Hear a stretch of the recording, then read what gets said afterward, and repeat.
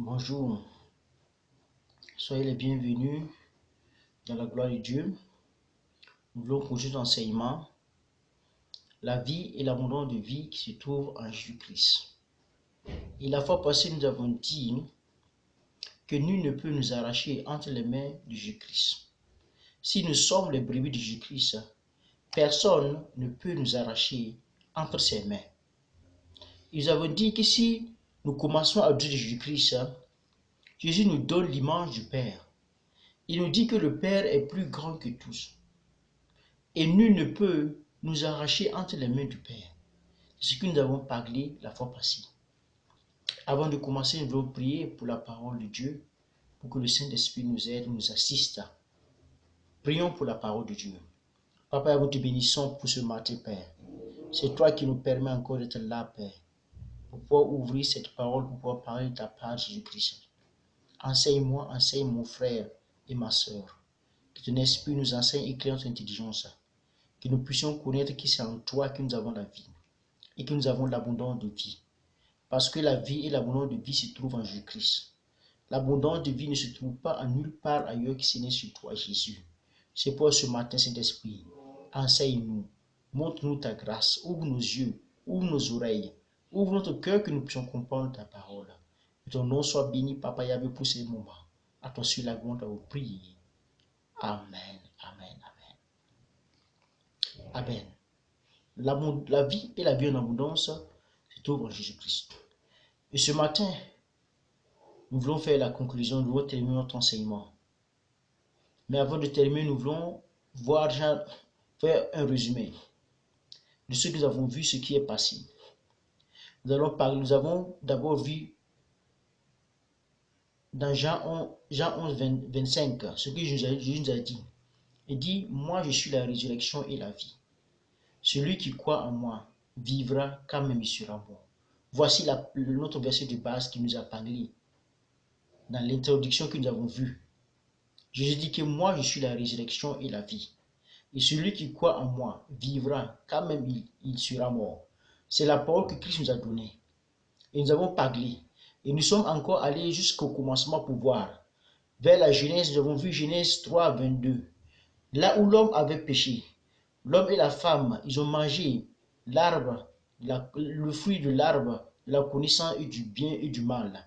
Et l'Éternel les avait dit, l'homme est devenu comme l'un d'entre nous, pour la connaissance du bien et du mal. Parce que Dieu n'avait pas créé l'homme pour qu'il connaisse le bien et le mal. Mais maintenant, ils ont connu le bien et le mal.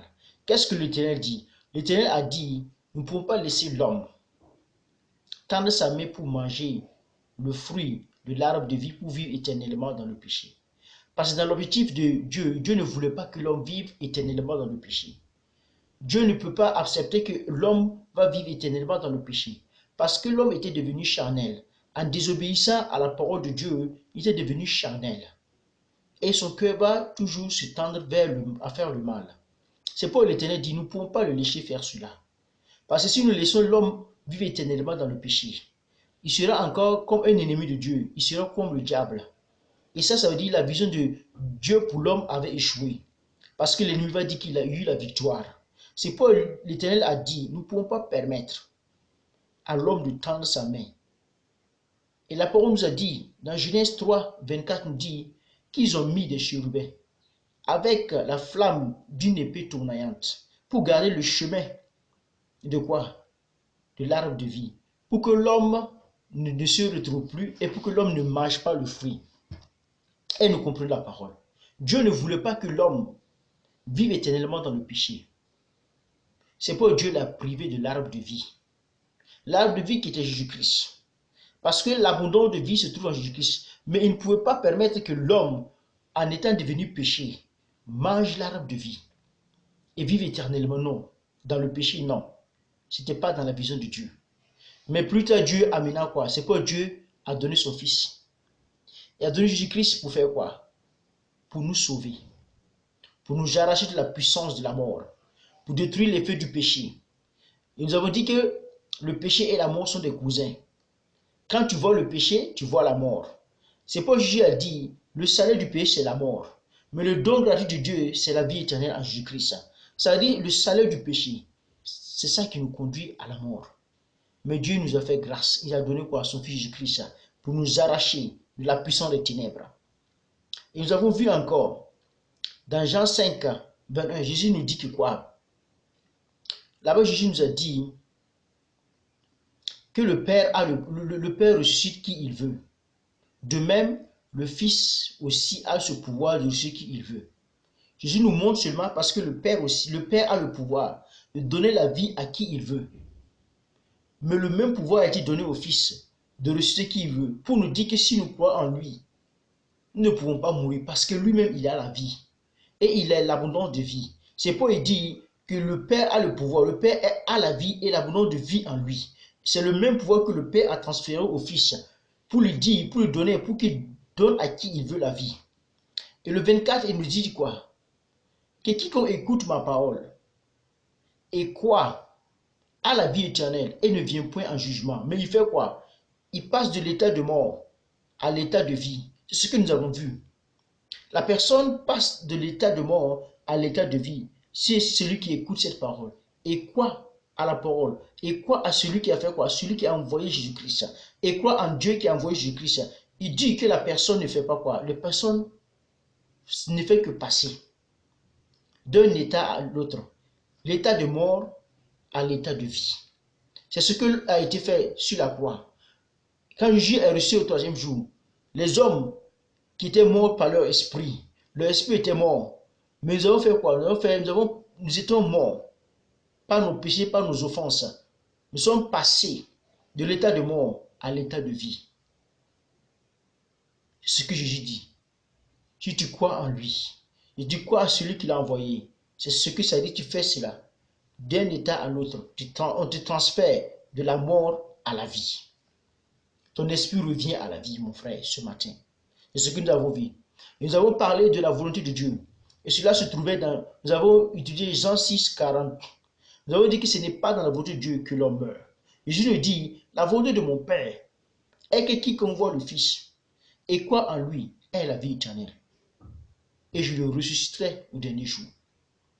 Ce n'est pas dans la volonté de Dieu que tu meurs. C'est ce que nous avons dit la fois passée.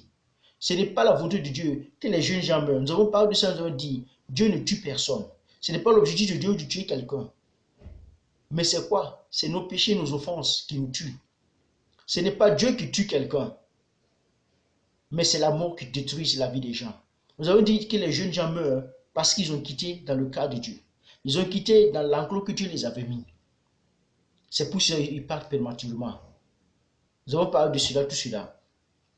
Et nous avons vu encore le pouvoir de Jésus-Christ.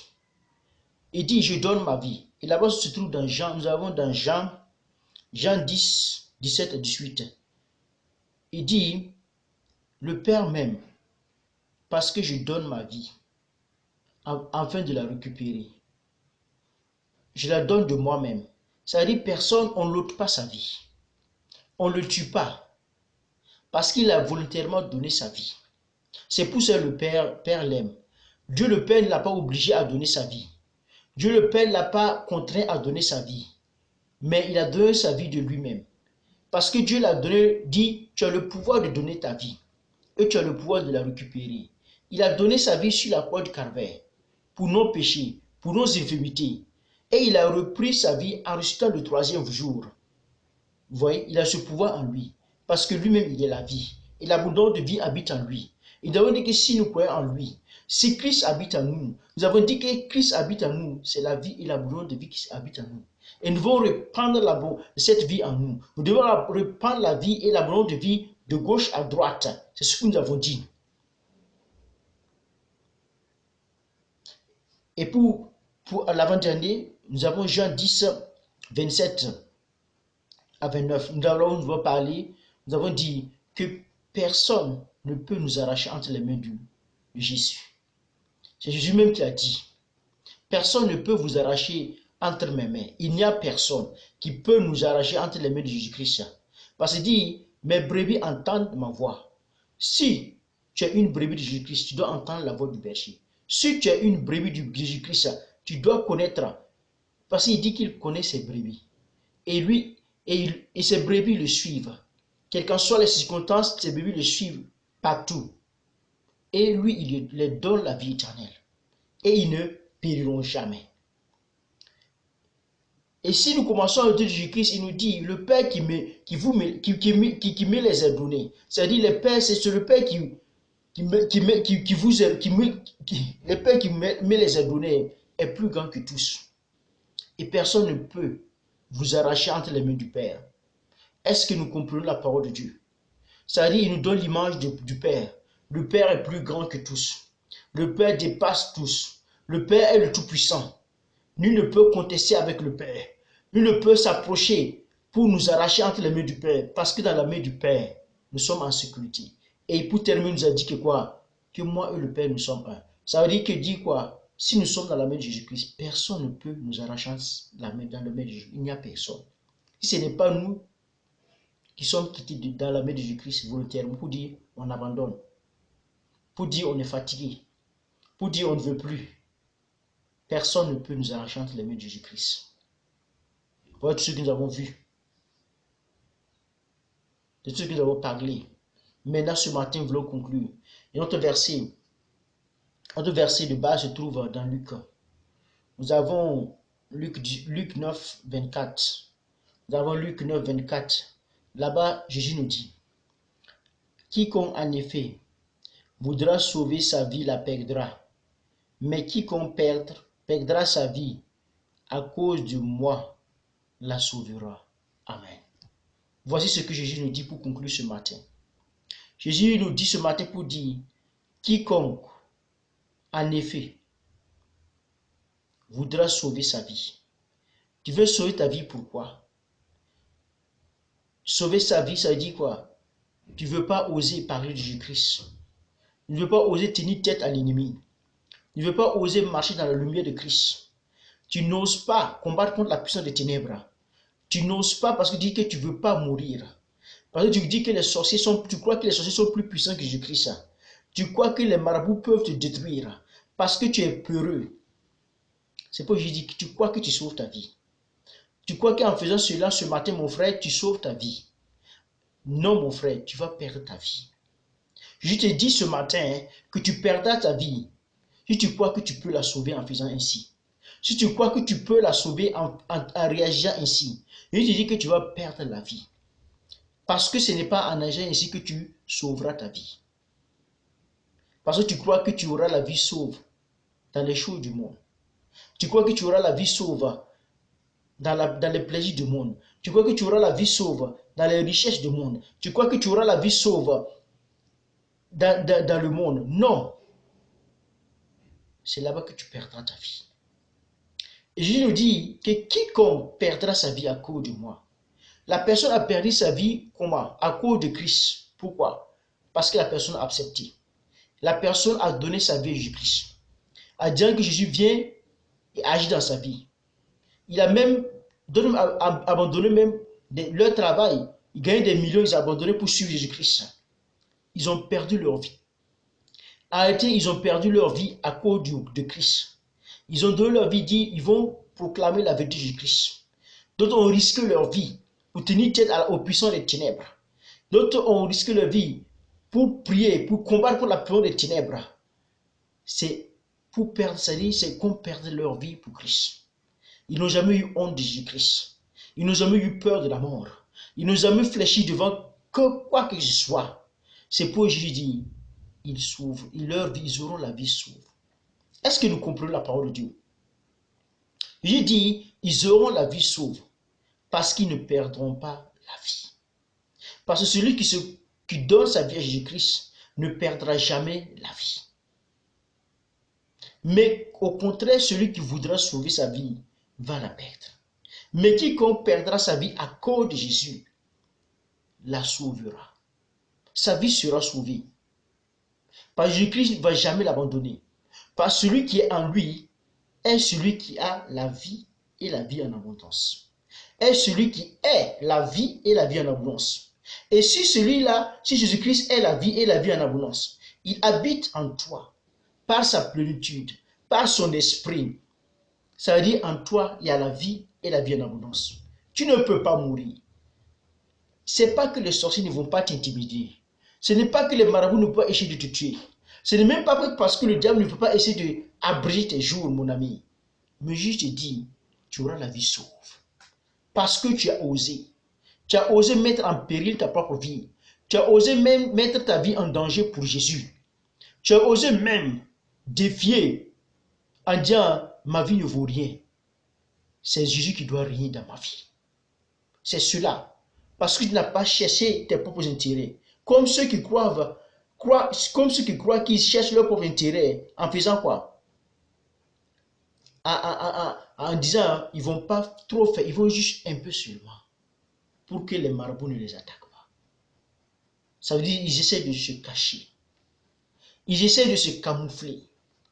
Jésus n'a pas besoin de ce genre de personnes. Jésus a besoin des gens qui osent perdre leur vie pour lui, qui osent défier la puissance des ténèbres, qui osent dire, même si je meurs, je crois que je vivrai avec Jésus-Christ. C'est pour dire, il va sauver sa vie. Ces personnes sauveront leur vie parce qu'ils ne perdront pas leur vie, parce qu'ils ont donné leur vie à Jésus-Christ. Est-ce que nous comprenons la parole? Jésus nous a donné sa vie. Il est mort sur la croix pour nos péchés. Il a donné sa vie pour nous. Et en retour, il demande que quoi? Que nous donnons notre vie. Que nous perdons notre vie pour lui. Que nous perdons nos avantages pour lui. Que nous perdons, c'est-à-dire, que nous laissons nos propres intérêts pour lui. Et nous trouvons que cela est trop demandé. Et nous trouvons que cela est trop. Jésus nous demande seulement de perdre notre vie pour lui. Pour accomplir quoi? Pour accomplir. Il te dit, accomplis ma vision. Il te dit, fais l'œuvre que je t'ai appelée. Il te dit, parle de moi autour de toi. Il te dit, enseigne mon peuple, prie. Il te dit, combat contre la puissance des ténèbres.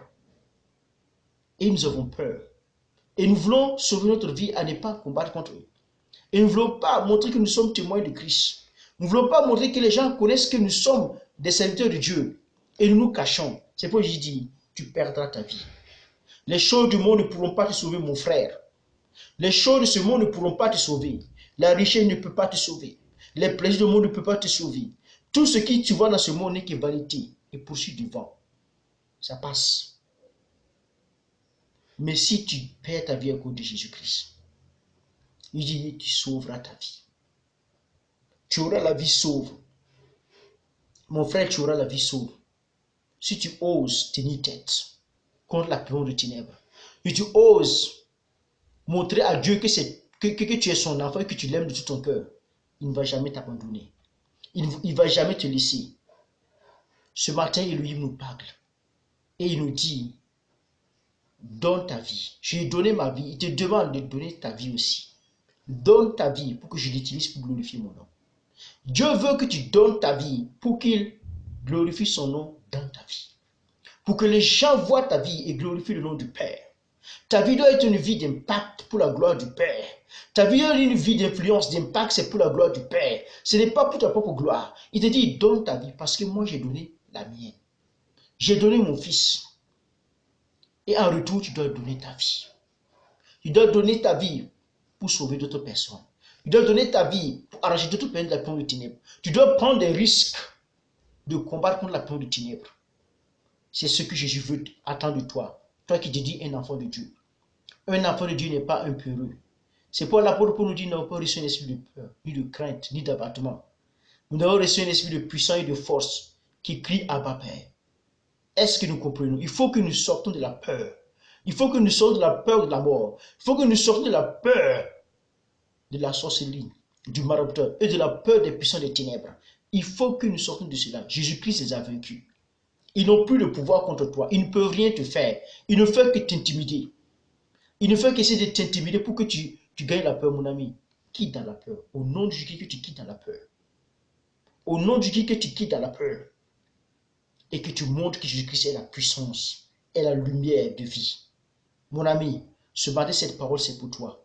Si tu veux la vie et la gloire de vie, Jésus-Christ te dit seulement, donne ta vie. Perds ta vie à cause de moi. Donne ta vie à cause de moi. que je puisse utiliser ta vie. C'est la parole qui nous dit ce matin. Pour conclure, il nous dit seulement, donne ta vie à moi. Je veux l'utiliser. Je veux utiliser cette vie pour faire des miracles. Je veux utiliser cette vie pour impacter. Je veux utiliser cette vie pour détruire la pointe de ténèbres. Il te dit seulement, donne ta vie sincèrement. Ne donne pas hypocritement, donne ta vie sincèrement. Il te dit, donne ta vie et tu verras la gloire de Dieu dans ta vie. Que Dieu nous bénisse et que sa grâce soit sur nous. Soyez bénis richement. Que Dieu nous fortifie et nous aide à pouvoir perdre notre vie pour Jésus-Christ. Soyez bénis. À toi celui-là. Nous te disons merci Père pour ces moments. Que Dieu vous fortifie et vous renouvelle. À la prochaine fois. Amen. Prions pour la parole de Dieu. Papa, nous avons entendu ta parole. Et ce matin, Père, nous sommes là, nous voulons perdre notre vie pour toi, Jésus-Christ. Nous voulons perdre notre vie pour toi, Jésus-Christ. Nous voulons donner notre vie à toi. Que tu puisses utiliser notre vie pour impacter, pour influencer. Et lui, que tu puisses utiliser notre vie pour combattre, pour détruire la puissance des ténèbres. C'est pour la paix de grâce. Voici mon frère, voici ma soeur. Aide-nous, Jésus-Christ. Oh Jésus, aide-nous. Saint-Esprit, que tu manifestes ta grâce. Oh yas on miliprina. Doris eget were pru ashinaba. Prioskin, parce que la vie et l'abondance de vie se trouvent en toi. La vie et l'abondance de vie se trouvent en toi. Si nous voulons la vie et l'abondance de vie, nous devons perdre notre vie pour toi. Chileti, aide-nous, Père. Que ton nom se glorifie. Dans le nom de Jésus-Christ. Amen. Amen. Amen. Amen. À la prochaine. Soyez bénis.